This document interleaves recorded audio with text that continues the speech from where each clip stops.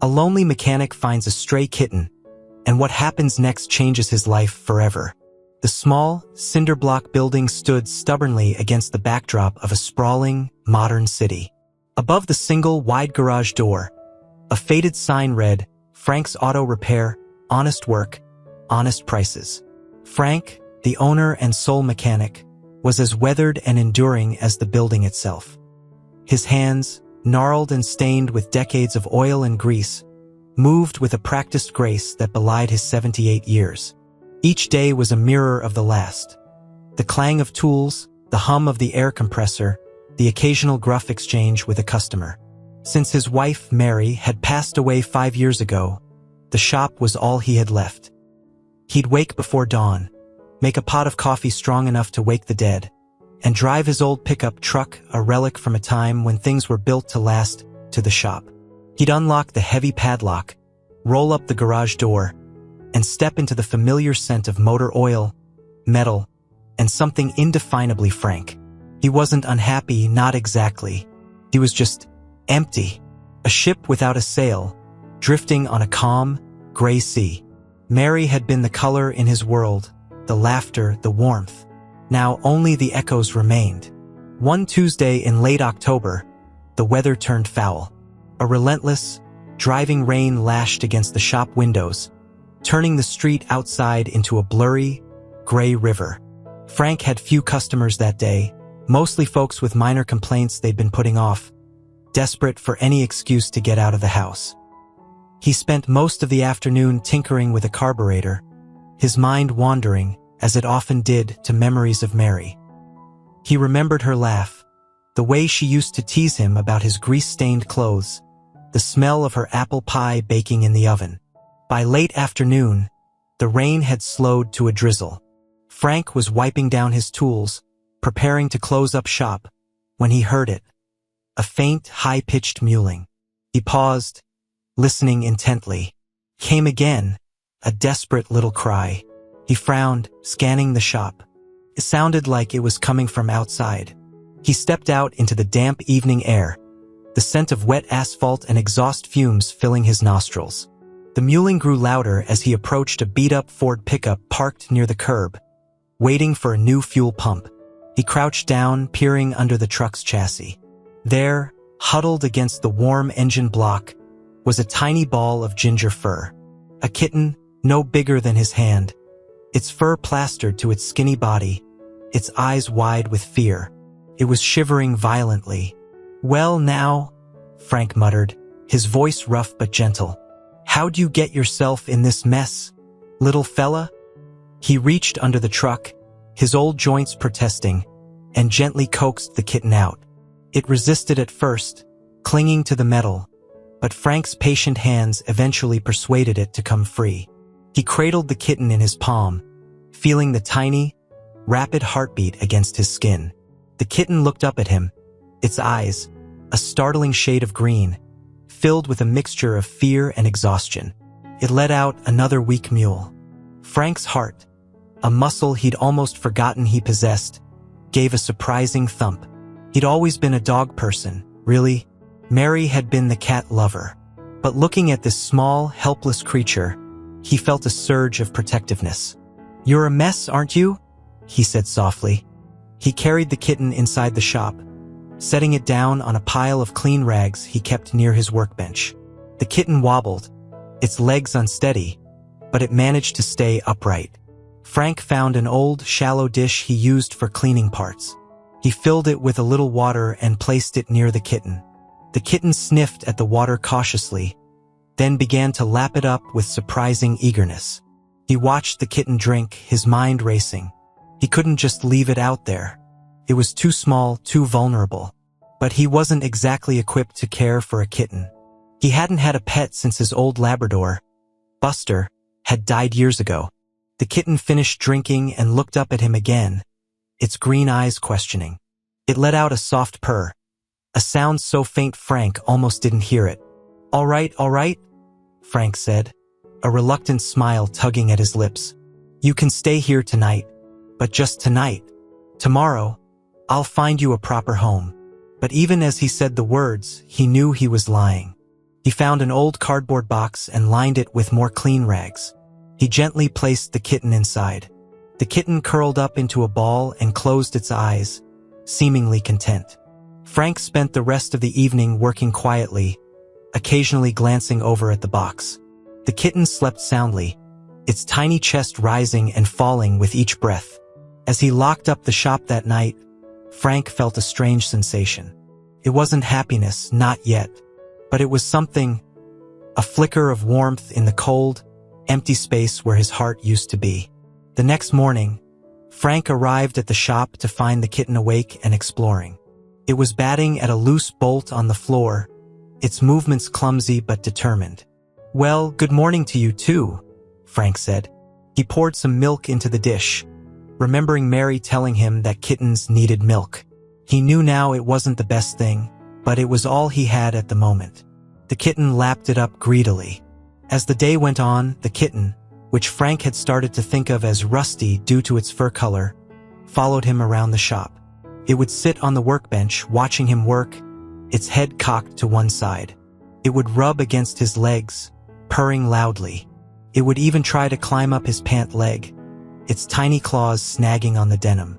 Frank found himself talking to Rusty, something he hadn't done to anyone since Mary died. He'd tell him about the cars he was working on, about the weather, about whatever came to mind. Felt silly at first, talking to a cat, but it also felt good.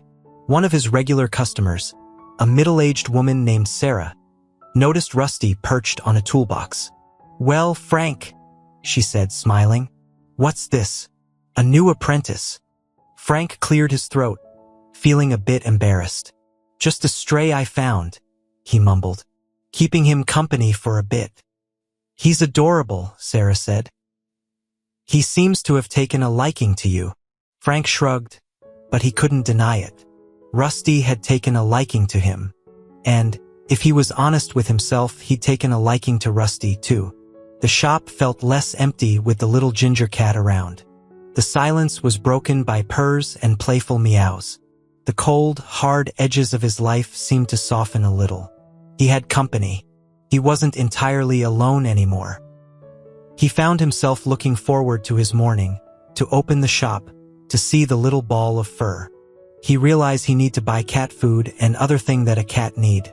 The old man found the kitten bring a little joy to his boring life. The bit of company Frank had anticipated turned into weeks. Rusty became a fixture in the auto repair shop, a furry, four-legged supervisor who inspected every repair with an intense, green-eyed gaze. Frank found himself adjusting his routine to accommodate the kitten. He'd arrive earlier to make sure Rusty had fresh food and water. He'd take breaks to play with him, tossing crumpled-up balls of paper or dangling a piece of string. He even bought a few cat toys, a squeaky mouse, a feather wand that he kept in a drawer next to his wrenches. Rusty, in turn, adapted to the rhythm of the shop. He'd nap in sunbeams that streamed through the dusty windows, wake up to greet customers with a curious sniff, and then settle down on Frank's workbench to watch him work. He seemed particularly fascinated by the rhythmic clang of the hammer against metal, his ears twitching with each strike. Frank discovered that having Rusty around changed the atmosphere of the shop. Customers, initially surprised to see a kitten amidst the tools and car parts, were invariably charmed. They'd scratch Rusty behind the ears, coo over his playful antics, and even bring him treats. Frank found himself engaging in more conversations, smiling more often. He was still Frank, the gruff, no-nonsense mechanic, but there was a new lightness to him, a subtle softening around the edges. One regular customer, a retired schoolteacher named Mrs. Henderson, noticed the change. "Frank," she said one afternoon, handing him a bag of catnip toys, "you seem different, happier." Frank looked up from the engine he was working on, surprised by her observation. He hadn't realized he'd been projecting a different demeanor. "Just the cat," he mumbled, feeling a blush creep up his neck. "Nonsense," Mrs. Henderson said, her eyes twinkling. "That little creature has brought a spark back into your life. Don't underestimate the power of companionship, Frank. Even the furry kind." Her words resonated with him. He'd been so focused on his grief, on the emptiness Mary had left behind, that he'd forgotten what it felt like to connect with another living being. Rusty wasn't a replacement for Mary, of course.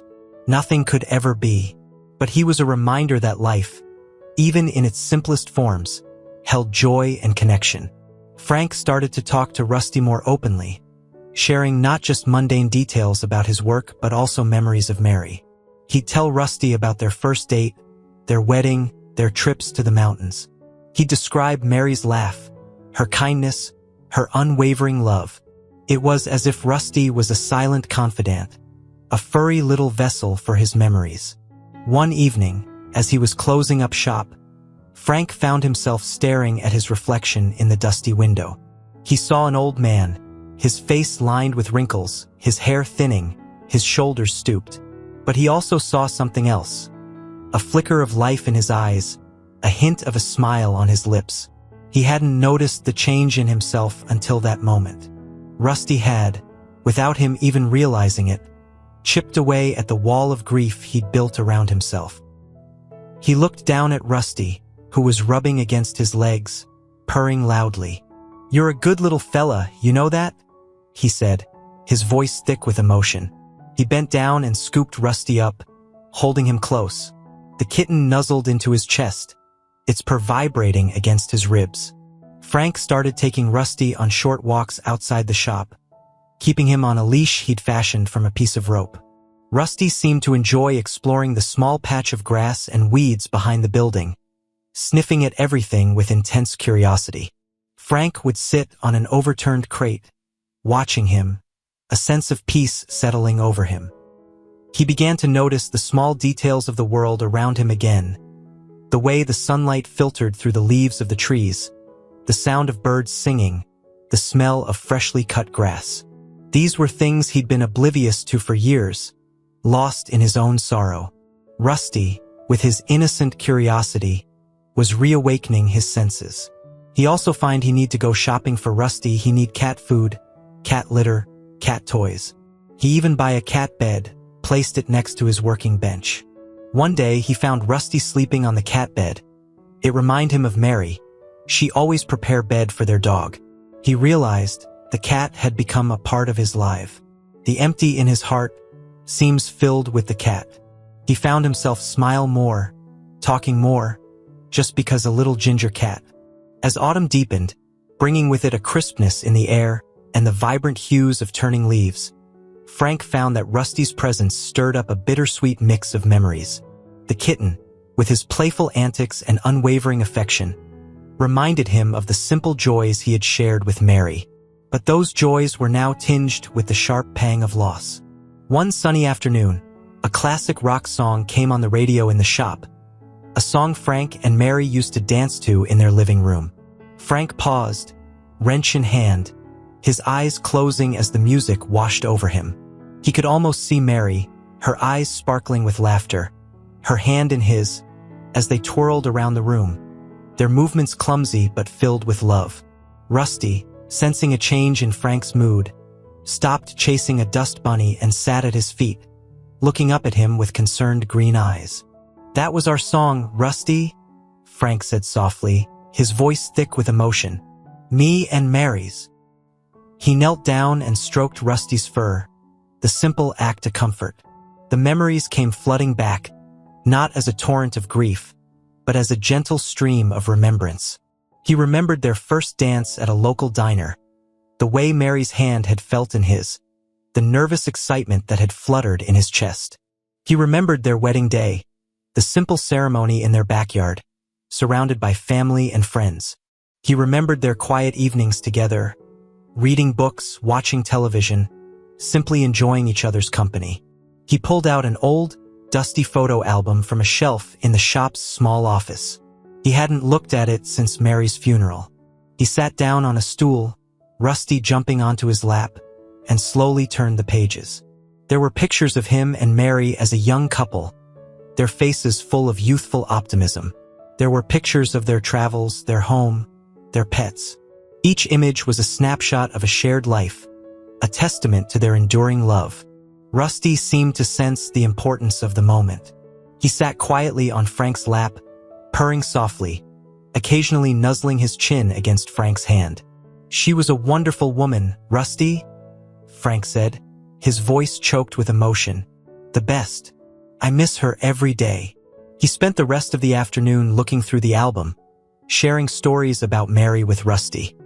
He told him about her love of gardening, her terrible singing voice, her unwavering belief in him, even when he doubted himself. He talked about their dreams, their disappointments, their triumphs. As the days grew shorter, Frank found himself spending more time indoors, often sitting by the small electric heater in the shop, Rusty curled up on his lap. The warmth of the heater, combined with the soft purr of the kitten, created a sense of cozy intimacy that eased the ache in Frank's heart. He started to see Rusty as a gift, a final connection to Mary. He knew it might sound silly, but he couldn't shake the feeling that Mary had somehow sent Rusty to him, a furry angel to watch over him and keep him company. One Sunday, Frank decided to visit Mary's grave. He hadn't been in months. The grief had been too raw, too overwhelming. But with Rusty by his side, he felt a newfound strength. He carefully packed Rusty into a carrier, a purchase he'd made specifically for this occasion, and drove to the small, peaceful cemetery on the outskirts of town. The autumn leaves crunched under his feet as he walked to Mary's grave, the carrier bumping gently against his leg. He stood before the headstone, the inscription "Mary and Thompson, beloved wife and friend," etched into the granite. He placed a small bouquet of wildflowers he'd picked from the roadside on the grave. Rusty, peering out from the carrier, let out a soft mewl. "This is her, Rusty," Frank said, his voice trembling. "This is my Mary." He knelt down, his old joints protesting, and ran his hand over the cold stone. He talked to Mary, telling her about Rusty, about the shop, about how much he missed her. He spoke of his loneliness, his struggles, his regrets. He apologized for not visiting sooner, for letting his grief consume him. He stayed there for a long time, the silence broken only by the rustling of leaves and Rusty's occasional meows. He felt a sense of peace he hadn't experienced in years. It wasn't a joyous peace, but a quiet acceptance, a recognition that grief and love could coexist. As he stood up to leave, he felt a gentle pressure on his leg. Rusty had managed to squeeze his head out of the carrier and was rubbing against him, purring. Frank reached down and stroked his soft fur. "Thank you, little fella," he whispered, "for being here with me." The drive back to the shop was quiet, but not heavy. Frank felt a lightness in his heart, a sense of release. He had faced his grief, shared it with Rusty, and found a measure of solace. That night, Frank slept soundly, Rusty curled up on the pillow next to him. He dreamt of Mary, not as a ghost or a fading memory, but as a vibrant, loving presence. He woke up with a feeling of gratitude, a sense that even in the midst of loss, there was still beauty and connection to be found. He looked over at Rusty, who was still asleep, a small ball of ginger fur. The first rays of the dawn were filtering in through the shop's dusty windows, illuminating the little cat. "You know," Frank said quietly, his voice raspy with sleep, "I think Mary would have liked you very much." The cat opened his eye and purred. Frank felt he is not alone. He got Rusty, and he got the memories of Mary. He felt his heart. It is still beating for the good memories, and for the little ginger cat. The following weeks saw a return to routine, but it was a routine infused with a deeper sense of connection between Frank and Rusty. The shop felt less like a solitary workplace and more like a shared home. Frank continued to talk to Rusty, sharing his thoughts and memories, finding comfort in the cat's unwavering presence. However, beneath the surface of this newfound peace, a subtle threat was brewing. Frank had been experiencing occasional dizzy spells and shortness of breath for months. He dismissed them as signs of aging, nothing to be concerned about. He was, after all, 78 years old. But one cold November morning, the symptoms became more pronounced. He was working on a particularly stubborn brake job, struggling to loosen a rusted bolt. He strained, grunting with effort, when suddenly a sharp pain shot through his chest. He gasped, dropping the wrench, and stumbled backward, clutching his chest. The room spun, and he felt a wave of nausea wash over him.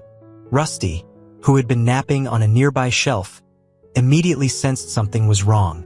He jumped down and ran to Frank's side, meowing frantically. Frank managed to lower himself onto a stool, his breathing ragged, his heart pounding in his ears. He felt a cold sweat break out on his forehead. He knew with a chilling certainty that this was more than just a dizzy spell. "Easy, Rusty," he mumbled, his voice weak. I'm all right." But he wasn't all right. The pain in his chest was intensifying, radiating down his left arm. He felt a crushing pressure, as if an elephant were sitting on his chest. Rusty continued to meow, rubbing against Frank's legs, his eyes wide with alarm. He seemed to understand that Frank was in distress. Frank tried to stand up, but his legs felt like jelly. He slumped back down onto the stool, his vision blurring. He knew he needed help, but his phone was on the workbench, several feet away. He couldn't reach it. He closed his eyes, trying to focus, to fight through the pain and dizziness. He thought of Mary, of her strength, her resilience. He thought of Rusty, of the unexpected joy the little cat had brought into his life. He opened his eyes and looked at Rusty, who was still staring at him intently. "Rusty," he whispered, his voice barely audible. "Help me." He didn't know if the cat understood, but he had to try.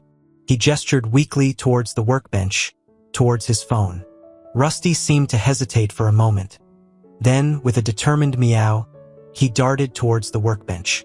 He jumped onto the bench, his claws scrabbling for purchase on the smooth surface. He reached the phone and, with a surprising display of intelligence, nudged it with his nose. The phone, precariously balanced on the edge of the bench, teetered for a moment, then fell to the floor with a clatter. Frank groaned. It was no use. He was too weak, too disoriented. He felt himself slipping away. Just then, he heard the sound of a car pulling up outside the shop. He heard the jingle of the bell above the door, a familiar sound that had always signaled the arrival of a customer. A voice called out, "Frank, you in here?" It was Joe, a retired police officer who lived down the street and often stopped by to chat. Frank tried to call out, but his voice was too weak. He could only manage a faint groan. Rusty, seeing his chance, ran towards the door, meowing loudly. He brushed against Joe's legs, then ran back towards Frank, meowing again, as if trying to lead him. Joe, seeing the cat's frantic behavior and hearing Frank's weak groan, rushed inside. He found Frank slumped on the stool, his face pale, his breathing labored. "Frank, what's wrong?" Joe exclaimed, rushing to his side. Frank couldn't speak. He could only point weakly to his chest. Joe, a former first responder, immediately understood. He pulled out his phone and dialed 911. "I need an ambulance at Frank's Auto Repair," he said urgently. "Elderly male, experiencing chest pain, possible heart attack." While Joe was on the phone, Rusty stayed by Frank's side, licking his hand, purring softly. The ambulance arrived within minutes. The paramedics quickly assessed Frank's condition and loaded him onto a stretcher. As they wheeled him out of the shop, Frank looked back at Rusty, who was sitting by the door, watching him with wide, worried eyes. "Rusty," Frank whispered, his voice barely audible. Joe, who had followed them out, knelt down and picked up Rusty. "Don't worry, Frank," he said. "I'll take care of him. You just focus on getting better." Frank managed a weak smile. He knew Rusty would be safe with Joe, but he couldn't shake the feeling of dread that settled over him. He knew this might be the last time he saw his little ginger companion. He thought if he passed away, who is going to take care of Rusty? He must find someone to take care of Rusty. He told the paramedics he needed to call his relative. The hospital was a blur of sterile white walls, beeping machines, and hurried footsteps. Frank was diagnosed with a severe heart attack and underwent emergency surgery. He spent several days in intensive care, drifting in and out of consciousness. Rusty was never far from his thoughts. When he was finally stable enough to have visitors, Joe came to see him. He brought news of Rusty. "He's doing all right, Frank," Joe said, sitting by Frank's bedside. "He misses you, though. Keeps looking for you around the shop." Frank managed a weak smile. "He's a good cat," he whispered. "He is," Joe agreed. "He's staying with me for now. My wife's taken a real liking to him." Frank felt a wave of relief wash over him. He was grateful that Rusty was safe and cared for, but he also knew that his time was running out. The doctors had been honest with him. His heart was severely damaged. He was unlikely to make a full recovery. He decided he needed to make arrangements for Rusty's future. He didn't want him to end up in a shelter. He wanted him to have a loving home, a place where he would be cherished. He remembered he had a distant relative, a niece named Sarah, who lived in a neighboring state. He hadn't seen her in years, but he remembered her as a kind and compassionate woman. He asked Joe to help him contact her. Joe managed to track down Sarah's number, and Frank, with Joe's assistance, called her. He explained his situation, his voice weak and raspy.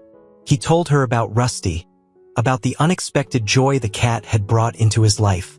He asked her if she would be willing to take him in. Sarah, her voice filled with concern, agreed without hesitation. She remembered her Uncle Frank fondly, and she was a lifelong animal lover. She promised to drive down the following week to pick up Rusty. Frank felt a sense of peace after talking to Sarah. He knew Rusty would be in good hands. He could finally let go. The next few days were a slow decline. Frank's body was failing him. He spent most of his time sleeping, his dreams filled with memories of Mary and Rusty. One afternoon, Joe brought Rusty to the hospital for a final visit. The nurses, bending the rules a little, allowed Rusty to be placed on Frank's bed. Frank opened his eyes, his vision blurry. He saw a ginger blur and felt a familiar warmth against his chest. He reached out a trembling hand and stroked Rusty's soft fur. Rusty purred loudly, nuzzling into Frank's hand. He seemed to sense the gravity of the situation. He stayed still, quiet, his green eyes fixed on Frank's face. Frank whispered, his voice barely audible, "You be a good boy, Rusty. You hear? You brought me so much joy, so much love." He closed his eyes, his hand still resting on Rusty's fur. His breathing became shallow, then stopped altogether. Joe, who was standing by the bedside, gently picked up Rusty.